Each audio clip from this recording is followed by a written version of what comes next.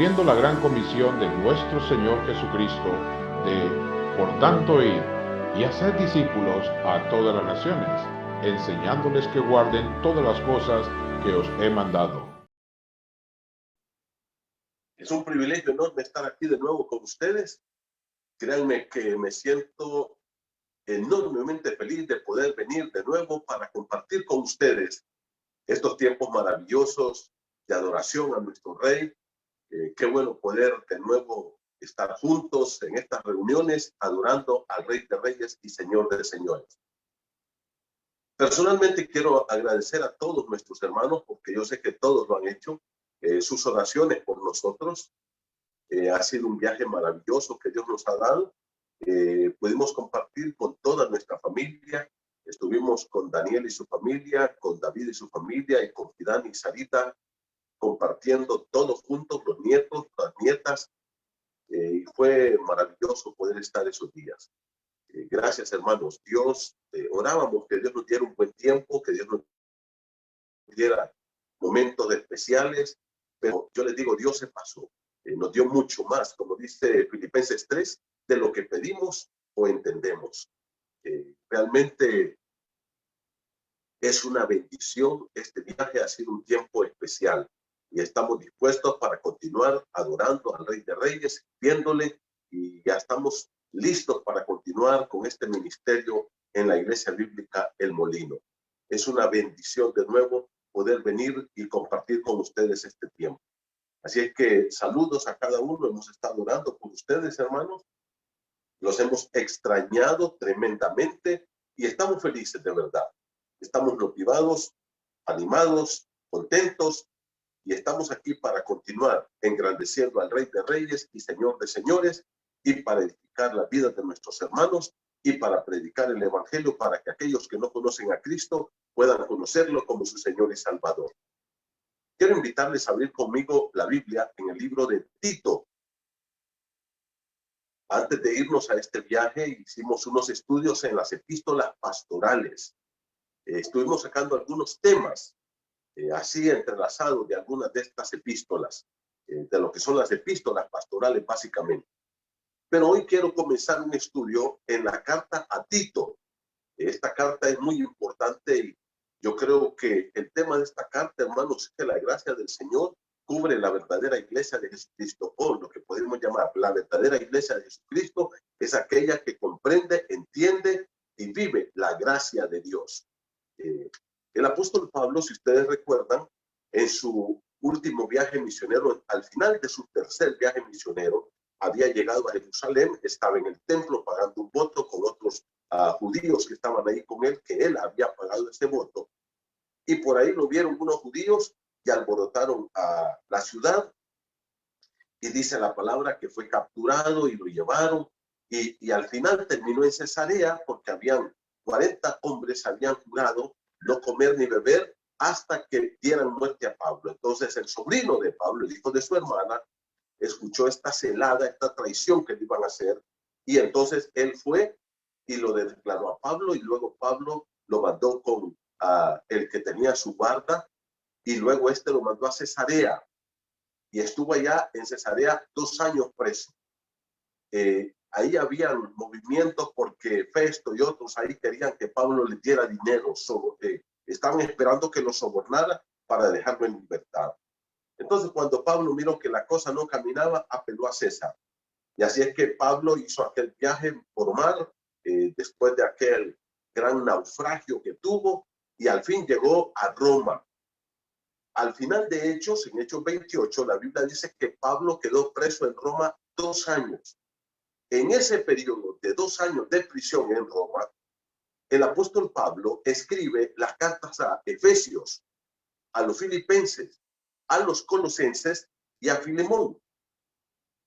Si leemos la carta a los Efesios, por ejemplo, a los Filipenses, en ella el apóstol Pablo, en el capítulo 1 especialmente, habla de su esperanza de salir pronto de la prisión.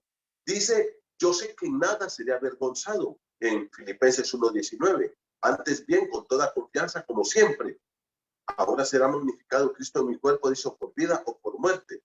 Y luego dice, pero yo sé que esto resultará en mi liberación. Pablo tiene la firme confianza y esperanza de que él va a salir libre. Ahora, Pablo sale libre. Estamos hablando que él estuvo ahí entre el año 60 al 63 más o menos. Esas fueron las fechas de su primer encarcelamiento en Roma. Luego Pablo logra salir libre y él va y se mueve por el Mediterráneo, especialmente en la isla de Creta. Y ahí Pablo va a fundar varias iglesias en esta isla que para él era clave.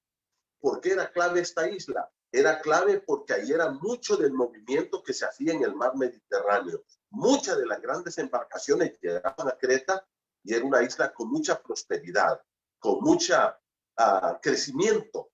Había mucha población. Entonces él va y predica el evangelio y funda varias iglesias, pero no tiene tiempo para quedarse ahí.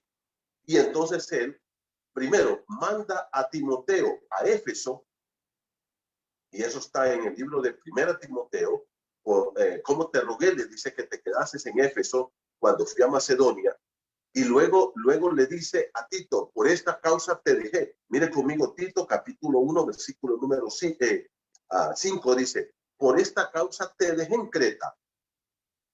Entonces Pablo manda a Timoteo a Éfeso y deja a Tito en Creta y él sigue un viaje misionero. Luego, en este tiempo de libertad, entre la primera y segunda prisión, que fue aproximadamente entre el año 63 al año 67, porque Pablo murió entre el 67 y el 68 en manos de este gran tirano llamado Nerón. Entonces es que Pablo tiene ese movimiento de fundar estas iglesias y es el tiempo cuando deja a Tito ahí en Creta. Pablo lo deja ahí y luego él continúa. Probablemente en este tiempo fue cuando Pablo cumplió su misión de ir hasta España, probablemente al sur de España. Acuérdense que cuando Pablo escribe la carta a los romanos en el capítulo 16, le dice que él tiene el sueño de ir a predicar a España y yendo a España quiere pasar por Roma para bendecir a los hermanos ahí con mensajes, con edificación y que él también fuese edificado con la vida de los hermanos en Roma. Probablemente en este tiempo fue que Pablo llegó hasta España. Y entonces, ¿qué pasa?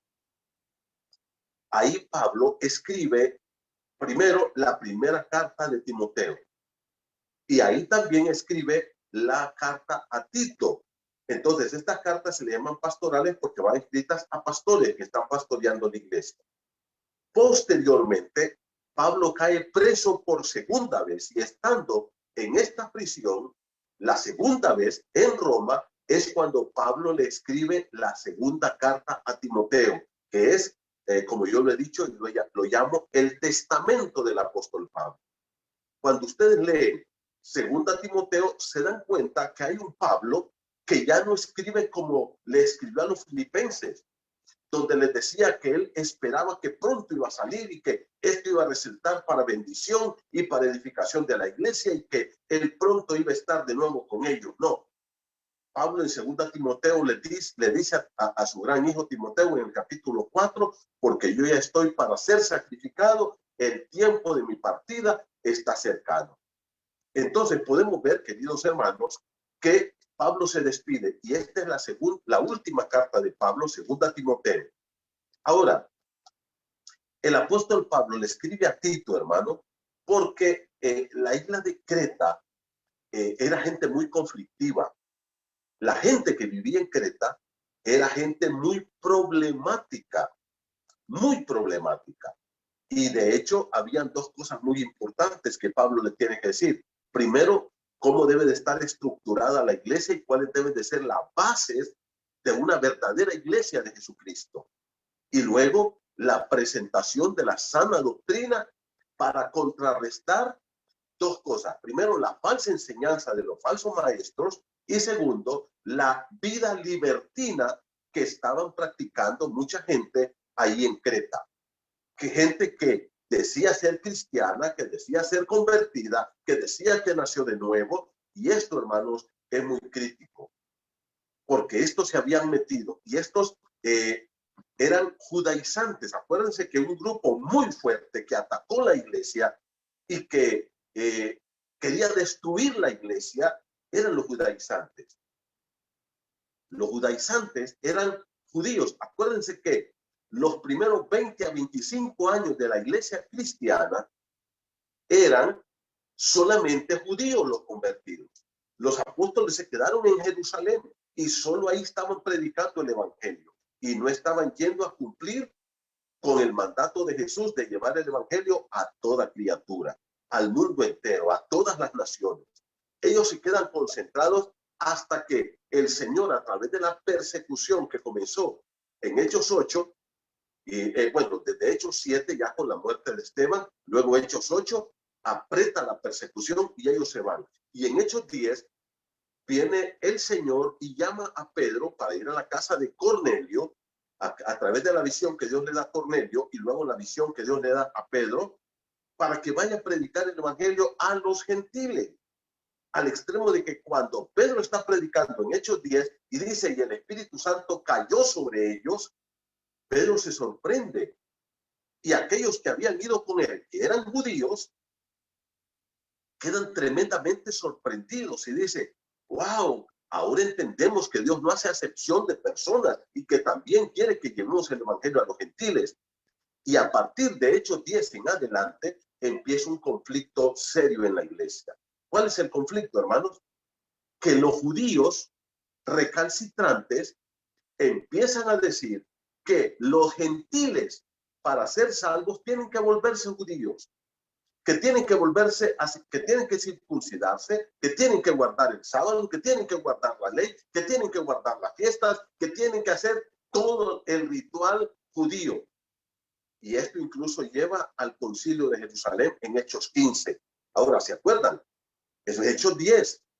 La introducción de los gentiles o la entrada de los gentiles a la iglesia.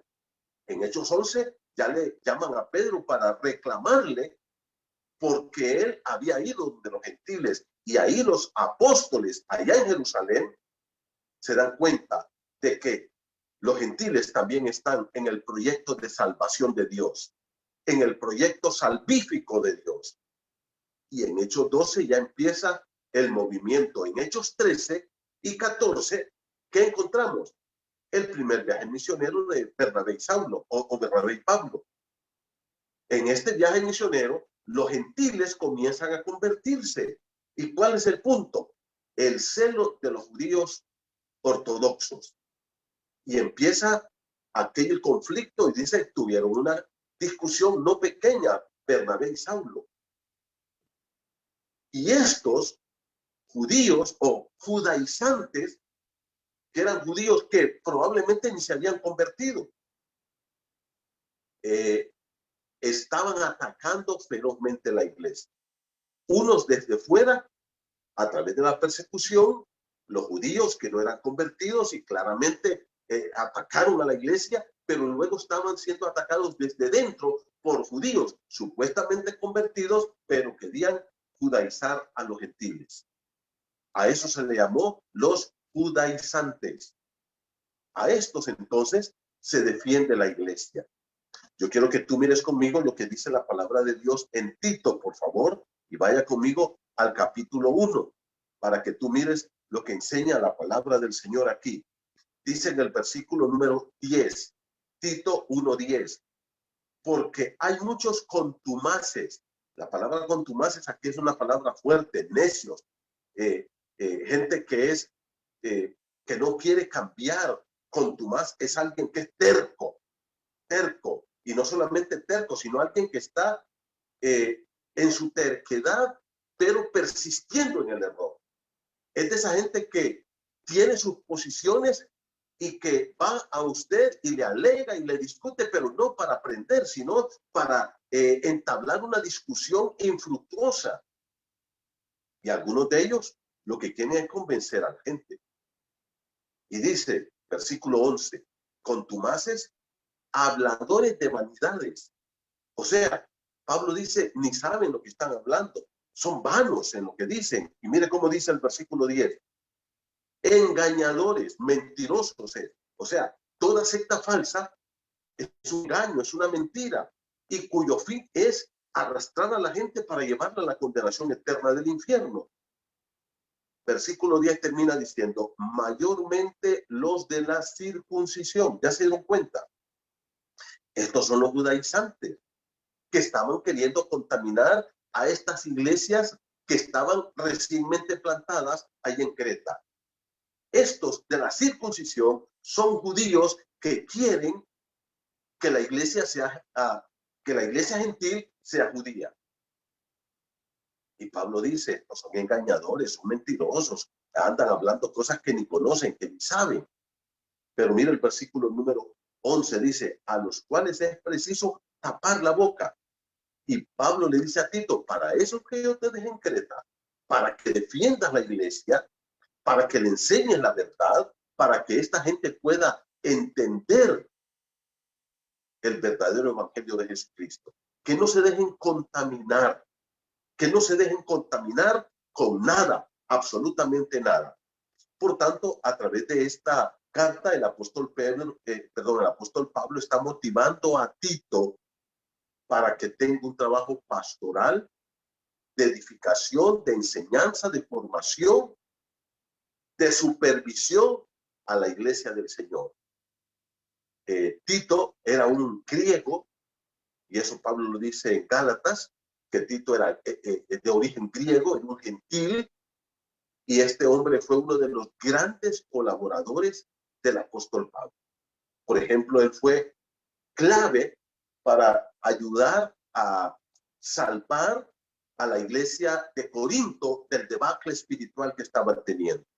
Por eso Pablo menciona mucho a Tito en Primera y en Segunda Corintios.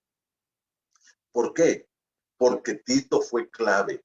Es más, la última carta que Pablo mandó a Corinto, que no está en el canon bíblico, fue llevada por Tito. Tito estuvo allá en Corinto y él ayudó a rescatar a la iglesia de esta carnalidad en que había caído. Tito fue uno de los colaboradores más cercanos, más grandes, más de confianza del apóstol Pablo. Y ahora, mis hermanos, yo quiero que comencemos a ver los primeros 4 versículos de esta carta. Ahora, yo quiero que ustedes miren, antes de entrar a ver detalladamente estos versículos, lo que dice Pablo en Tito 1:5. Le dice, por esta causa te dejé en Creta. Si ustedes miran conmigo, como les digo, Creta era una isla grande del Mediterráneo, ahí está todavía esa isla, y ahí Pablo había plantado varias iglesias. Miren lo que dice, para que corrigiese lo deficiente y estableciese ancianos en cada ciudad, así como yo te mandé. O sea, en cada ciudad donde habían plantado iglesias el apóstol Pablo, probablemente incluso con Tito y Timoteo. Pero ahora el apóstol Pablo deja a Tito acá en Creta y le dice, mira, tienes que cuidarte de esos cretenses, tienes que cuidarte de esos judaizantes, tienes que cuidar la iglesia. Son iglesias tiernas, recién plantadas y necesitan de un cuidado pastoral. Y tú eres el indicado para darles ese cuidado pastoral a estos hermanos. Y miren ustedes, por eso les dice, por esta causa te dejé en Creta. Y aquí está el propósito por el cual Pablo mandó a Tito a Creta y por el cual escribe esta carta. ¿Cuál es el propósito? Primero, para que corrigiese lo deficiente. Ahora, la idea aquí en el original, mis queridos hermanos, la idea en el original es para que acabes la obra que ya está comenzada en estos hermanos. Para que tú les ayudes a estos hermanos en todo lo que ellos necesitan de su formación y de su crecimiento espiritual. Y hermanos, esto es algo que debe de llamarnos poderosamente la atención a todos nosotros, los creyentes. Yo estoy convencido que la iglesia bíblica es una iglesia maravillosa, es una iglesia linda, donde hay mucho amor. Ahora, no es una iglesia perfecta. Yo no soy perfecto. Tú no eres perfecto. Por ejemplo, no tenemos hogares perfectos. No hay familias perfectas. ¿Por qué? Porque todos nosotros, queridos hermanos, estamos, primero, contaminados con pecado. Y aunque hemos sido redimidos, perdonados, todavía tenemos esta naturaleza pecaminosa con la cual luchamos, además de nuestro enemigo, archienemigo, que anda como león rugiente buscando para devorarnos, Satanás. Y también está el mundo y tenemos muchos otros enemigos. Ahora, ¿cuál es el punto aquí? La iglesia está formada por este tipo de personas y vamos a fallar, pero también cometemos errores. No necesariamente hablo de pecados. A veces hay cosas que nos salen mal, a veces hay cosas que no salen bien y tal vez no fue esa nuestra intención, pero hay errores de la vida, porque la vida no es perfecta. ¿Y qué dice el apóstol Pablo? Ayuda a estos hermanos a madurar, a crecer. Si hay algo deficiente, hay que corregirlo.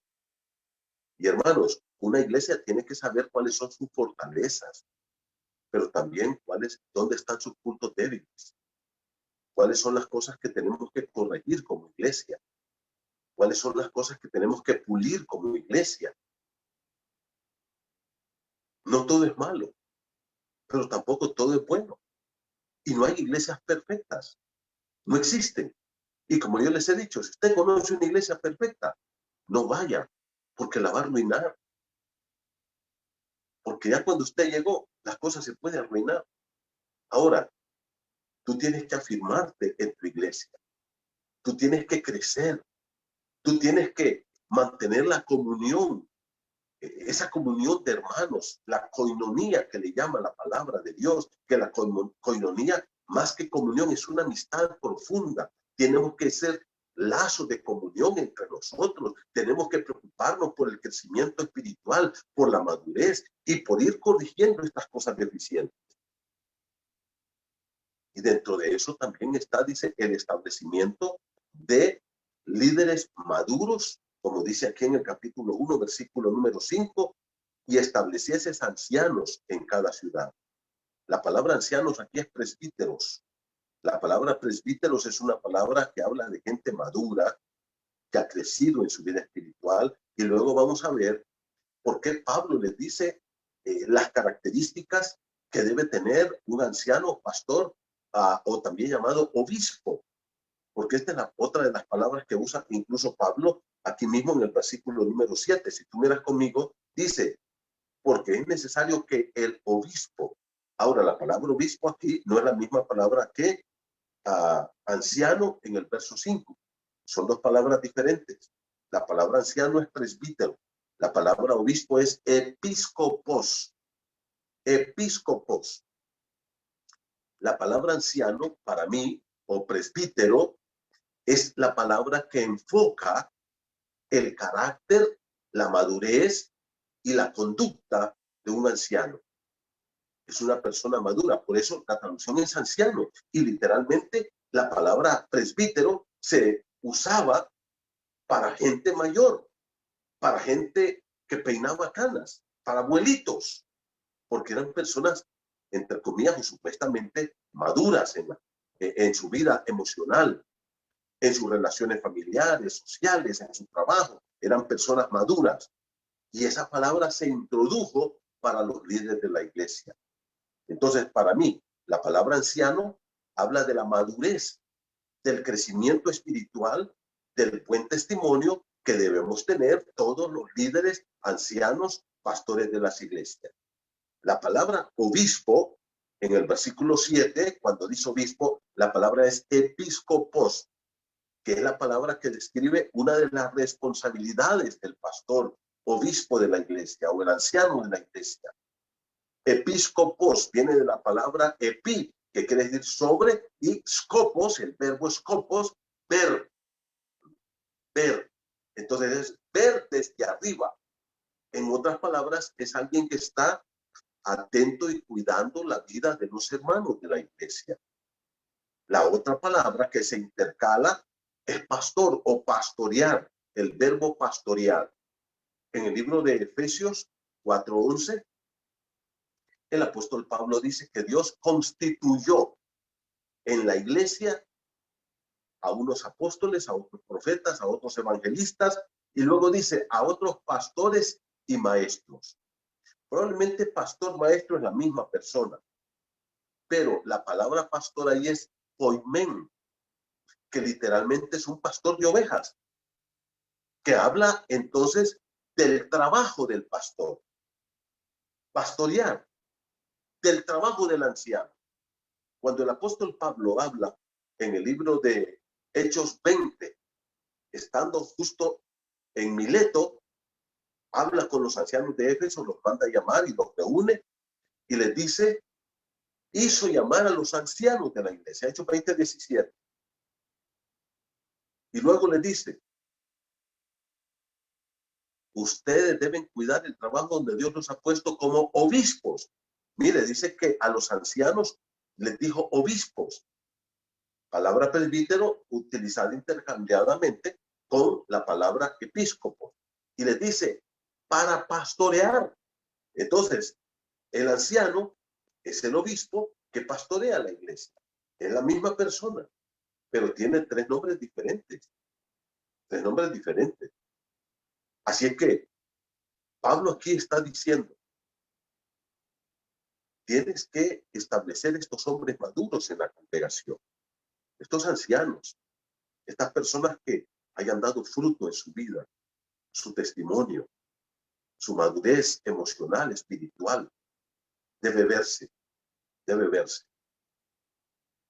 Entonces el apóstol Pablo, hermanos, manda a Tito a la isla de Creta, a diferentes iglesias, para fortalecerlas y plantarlas sólidamente. Que estos hermanos crezcan y maduren en su fe. Que no se dejen arrastrar por la falsa doctrina de estos judaizantes y de otros que andaban por ahí, ni por la conducta nefasta de los cretenses. Lo vamos a ver en un momento. Pero Pablo comienza entonces, hermanos, diciendo esto en las epístolas pastorales. Y lo voy a concretar ahorita a los primeros 4 versículos.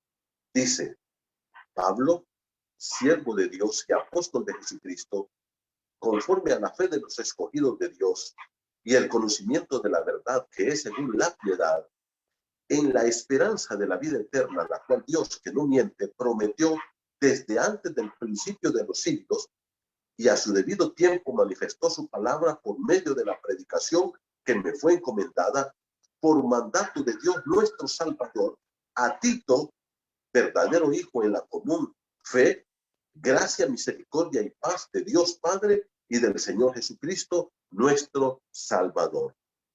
Esta es la introducción que Pablo le hace a Tito en estas cartas maravillosas de las epístolas pastorales, y especialmente en la carta a Tito.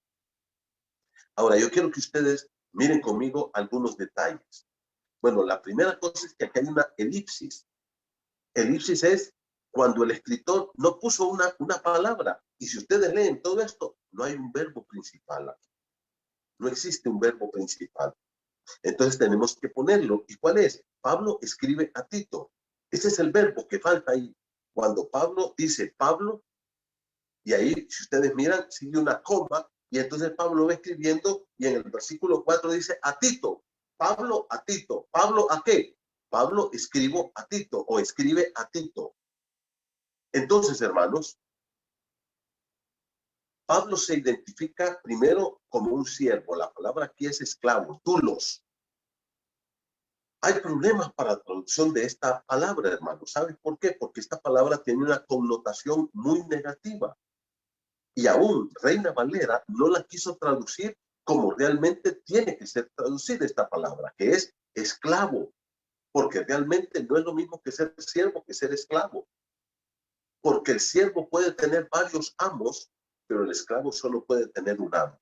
Y la idea aquí es, esclavo es la palabra doulos, y la idea es, ¿cuál es la idea aquí, hermano? Es alguien que le ha rendido su voluntad, y voy a usar esta palabra, valga la redundancia, voluntariamente a otra persona.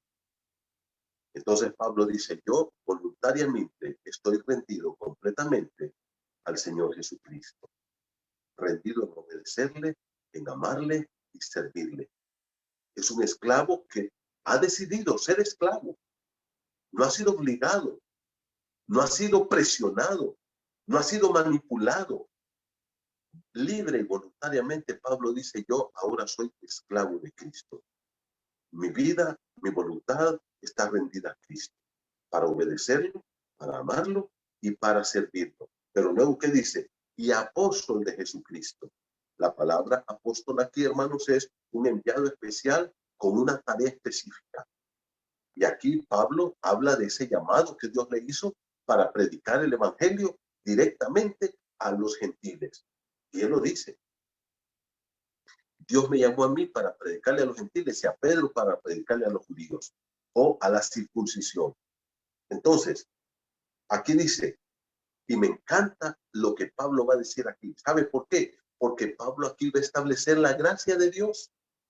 ¿Se acuerdan que hablamos de que uno de los temas que yo creo que es el que maneja toda esta carta es que la verdadera iglesia de Jesucristo entiende, vive y predica la gracia de Dios? Una iglesia que no entiende la gracia de Dios, hermanos, un cristiano que no entiende la gracia de Dios, es un cristiano que flojo en su vida espiritual. Porque la gracia de Dios es la base de nuestra entrega, salvación, es la base de nuestra consagración. Sin la gracia de Dios. ¿Y qué es la gracia de Dios? Es el favor de Dios que no merecemos. Yo no merezco ser salvo. Yo merezco el infierno. La Biblia dice, Romanos 6:23, la paga del pecado es la muerte. Y la muerte ahí, hermano, no es la muerte física. Incluye la muerte física, pero más es la separación eterna de Dios. Cuando tú llegas al 30 de cada mes y tú llegas a tu trabajo, ¿qué esperas que te den en tu trabajo? Tu salario. ¿Por qué? Porque ya trabajaste 30 días, ya te lo ganaste. La Biblia dice, la paga del pecado es la muerte, la condenación eterna. Si tú llegaras al final del mes, el 30, y el jefe te llama y te dice, le voy a regalar este dinero, que es tu salario, ¿qué le dirías tú? Ya no me está regalando nada. Yo me lo gané.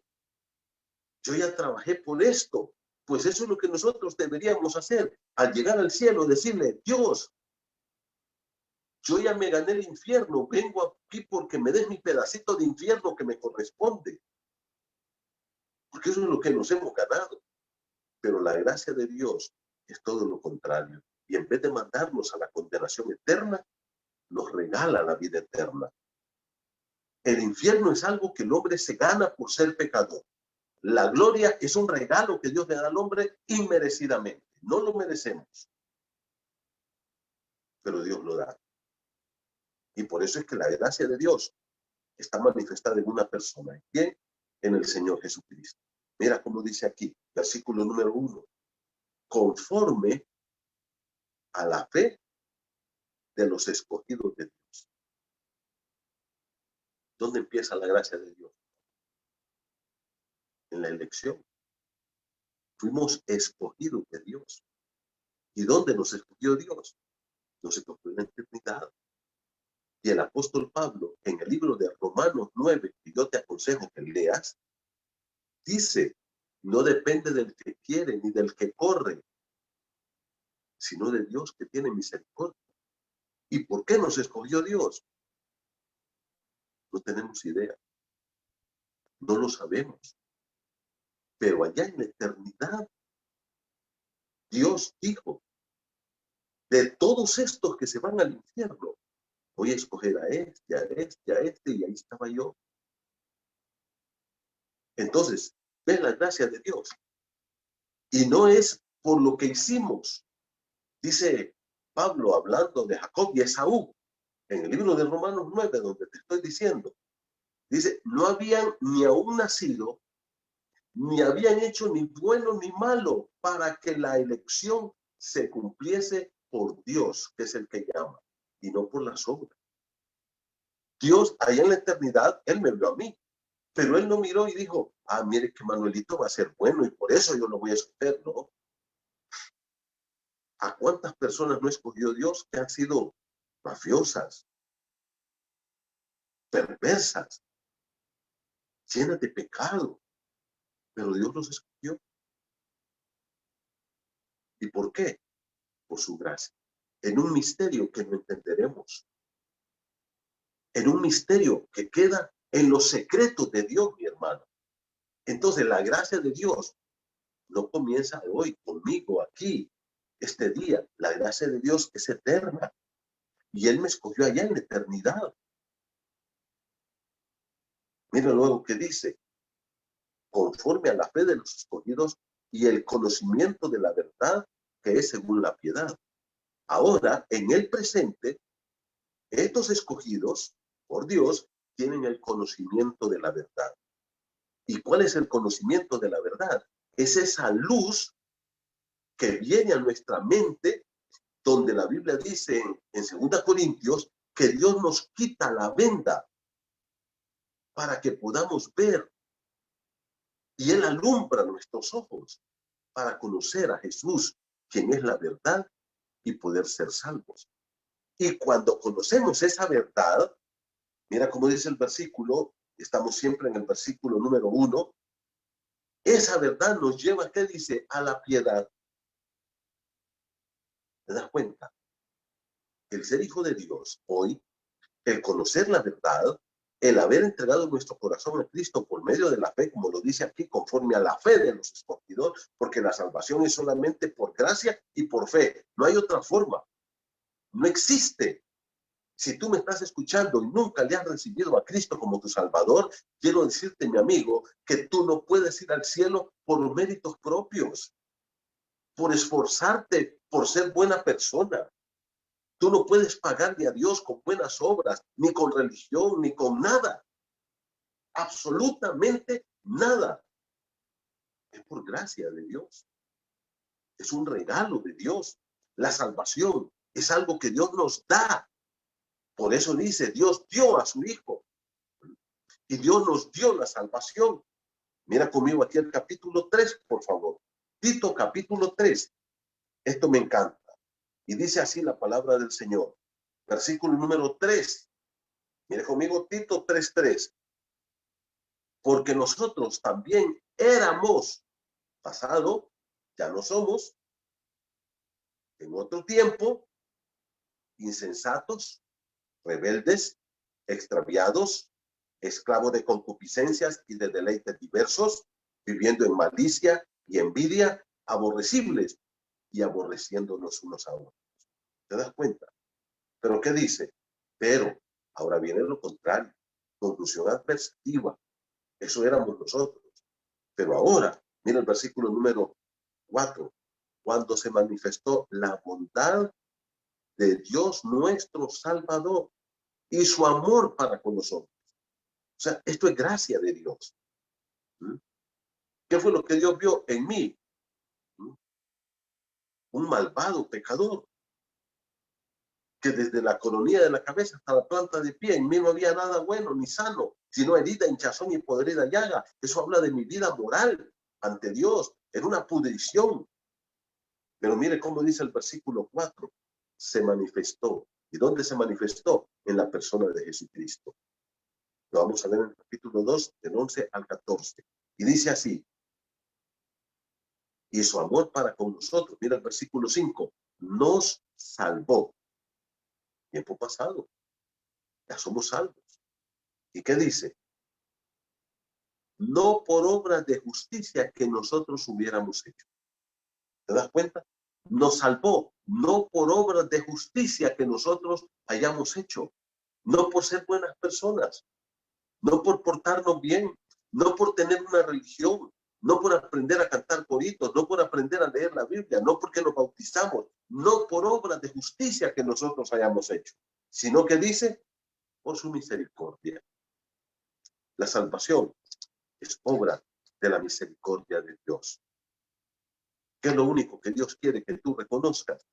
Que realmente eres pecador, que has ofendido a Dios con tu vida pecaminosa, que te arrepientas. Cuando le preguntaron a Pedro en Hechos 4, en Hechos 2, perdón, varones galileos, ¿qué haremos? ¿Qué fue lo primero que Pedro dijo? Arrepentíos. Tú tienes que reconocer que eres pecador y tienes que ir a Dios y arrepentirte y pedirle perdón y confiar en Cristo como el único que te puede dar el perdón y la vida eterna.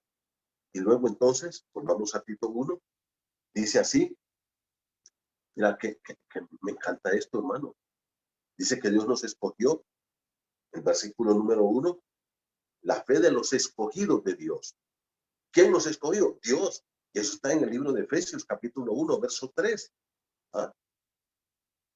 Bendito Dios y Padre de nuestro Señor Jesucristo, que nos escogió, nos predestinó desde antes de la fundación del mundo. Y luego, ¿qué dice? Esto es eterno. Luego el presente.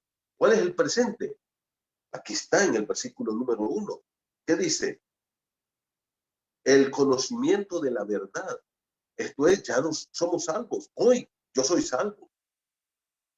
Yo no seré salvo en el futuro. Yo soy salvo ya hoy.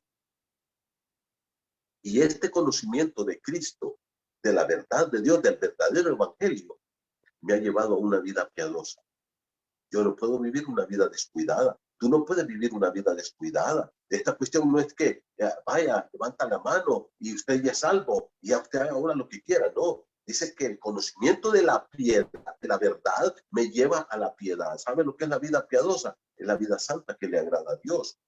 Y ahora mire cómo dice, versículo número 2, en la esperanza de la vida eterna.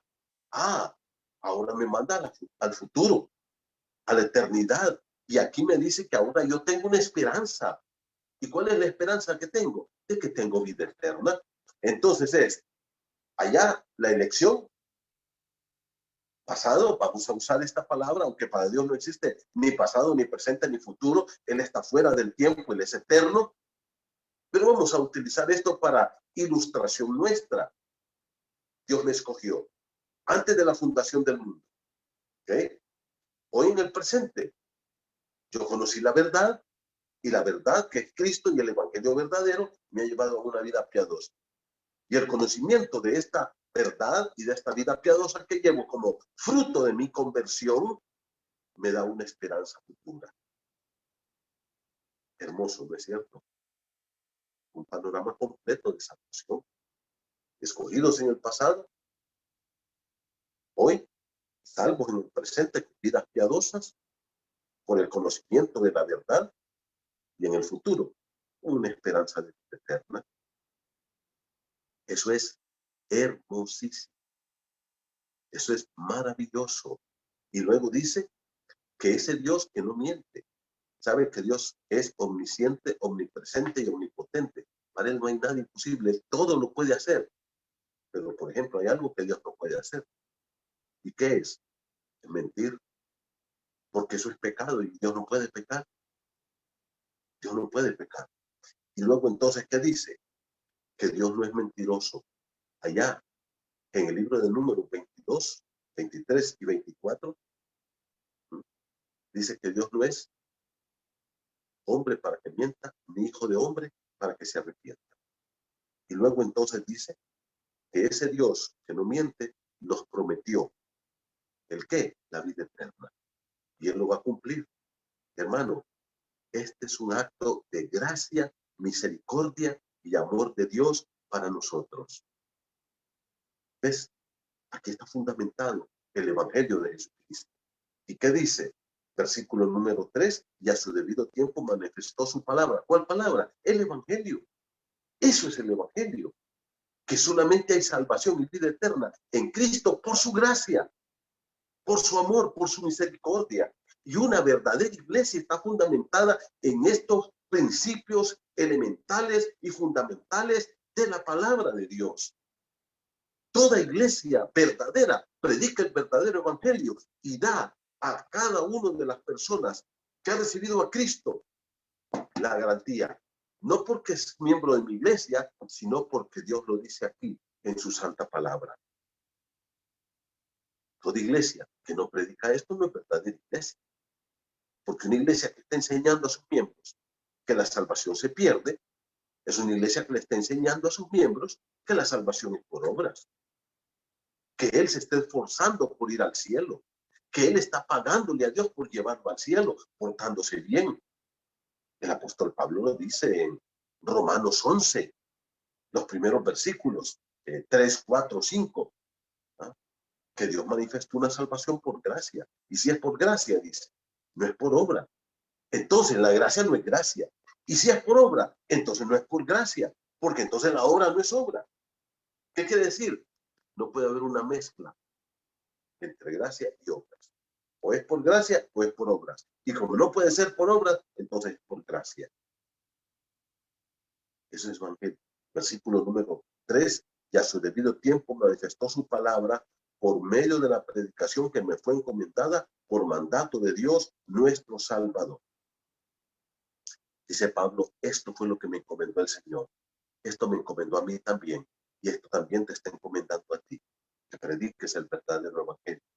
Que compartas con la gente el verdadero evangelio de nuestro Señor y Salvador Jesucristo. Y termina diciendo aquí Pablo, a Tito, es su hijo amado, es su discípulo amado, es un hombre que él ha formado, que es parte del equipo de ministros, de líderes que él tiene y que han servido en muchas iglesias. Verdadero hijo en la común fe. Pablo dice, no tengo ninguna duda que este hombre es un hombre piadoso y es un hombre de Dios y es un verdadero hijo de Dios. Y luego, gracia, misericordia y paz. La gracia de Dios, que es la que llena nuestras vidas, que nos sostiene con su misericordia y que Él nos da esa paz. La paz que sobrepasa todo entendimiento, aún en medio de estas pandemias, hermano, aún en medio de esta crisis que nos está tocando vivir. Si conoces a Cristo, Él llena tu corazón de paz. Disfruta de esa paz de Dios. Aprende a descansar y a confiar en Dios. Y dice que Dios, Padre y Señor, y del Señor, nuestro Señor Jesucristo, nuestro Salvador. Qué tremenda introducción, ¿no es cierto? Ahí está el fundamento de una verdadera iglesia. Es una iglesia que entiende, que predica, que vive la gracia de Dios. ¿Cuál es la gracia de Dios? El verdadero evangelio. Que fuimos escogidos allá en la eternidad, antes de la fundación del mundo, por pura gracia de Dios, que hoy hemos conocido la verdad que es Cristo y que esa verdad nos lleva a una vida piadosa y que esta salvación que tenemos ahora, ¿qué dice? Nos trajo esperanza de vida eterna. Qué seguridad más grande, Padre. Que Dios te bendiga. Un abrazo. Te queremos mucho.